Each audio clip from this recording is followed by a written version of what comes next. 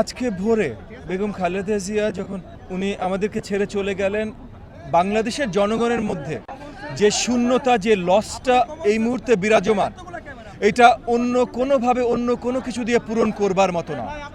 আমরা প্রথমেই বেগম খালেদা জিয়ার রুহের মাগফিরাত কামনা করছি। উনার মতো নেতৃত্ব, উনার মতো ত্যাগী নেতৃত্ব বাংলাদেশের ইতিহাসে বা এই বাংলার মাটির ইতিহাসে আর কেউ দিয়েছেন কিনা, এটা নিয়ে আসলে অনেক ঐতিহাসিক প্রশ্ন তোলা যেতে পারে। আমরা সবাই যেই বাংলাদেশকে ভালোবাসি, যেই বাংলাদেশের স্বাধিকারকে ভালোবাসি, সভরেন্টিকে ভালোবাসি, বেগম খালেদা জিয়ার কন্ট্রিবিউশন এই দেশ, জাতি, আমাদের সভরেন্টির জন্য, সেটা ভুলতে পারি না। শুধু জাতীয়তাবাদী মনস্কের সবাই বেগম খালেদা জিয়াকে ভালোবাসি এটা ঠিক না। 20 কোটি বাংলাদেশের জনগণ তাকে ভালোবাসে।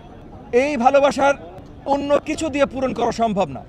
আমরা সকলে যেই লসটা এখন ফিল করছি, এইটার পূরণ যেমন নাই, একই সাথে আবার আমাদের দায়িত্ব, কর্তব্য সবকিছু বেড়ে গেল।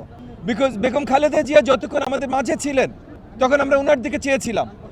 এখন উনি যখন আমাদের ছেড়ে চলে গেছেন, তখন আমাদের সকলের উপরে দায়িত্ব রেখে গেছেন যে ওনার যে স্বপ্ন, গণতান্ত্রিক সভরেন বাংলাদেশ, এই স্বপ্নটা যেন সঠিকভাবে বাস্তবায়ন হয়।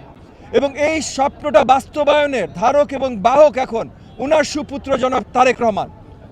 সো আমাদের সকলের দায়িত্ব, কর্তব্য, যারাই জাতীয়তাবাদী চেতনা ধারণ করি, সকলের দায়িত্ব এবং কর্তব্য জনাব তারেক রহমানের সাথে ছায়ার মতো লেগে থাকা, উনাকে সকল সহযোগিতা করা, উনার পাশে থাকা, উনার হাত শক্তিশালী করা, যেন বেগম খালেদা জিয়ার স্বপ্ন সঠিকভাবে পূরণ হয়। সামনে একটা নির্বাচন, এই নির্বাচনে জনগণের বেগম খালেদা জিয়ার জন্য ভালোবাসা, এটা কোনো প্রভাব ফেলবে না, এটা আমি বিশ্বাস করি না, বিশাল প্রভাব ফেলবে। আমি মনে করি জনগণের তার জন্য যে ভালোবাসা, জনগণ বুক থেকে তার জন্য যে দোয়া করছে, সেটা আগামী নির্বাচনে প্রতিফলিত হবে। কিন্তু সেটা যেন কোনো ষড়যন্ত্র নষ্ট করে দিতে না পারে, তার জন্য সকলকে, আমি তো একভাবে বলবো 20 কোটি বাংলাদেশের জনগণকে জনাব তারেক রহমানের পাশে থাকতে হবে, তার সাথে থাকতে হবে, তার হাত শক্তিশালী করতে হবে, এইটা আমি মনে করি। আর এখন আমরা দলীয়ভাবে 7 দিনের শোক আমরা অ্যানাউন্স করেছি। 7 দিনের শোক যাবে না, তবে আগামীকাল জানা যায় পুরো বাংলাদেশ চেয়ে থাকবে, সকলে আমরা একসাথে দোয়া করব।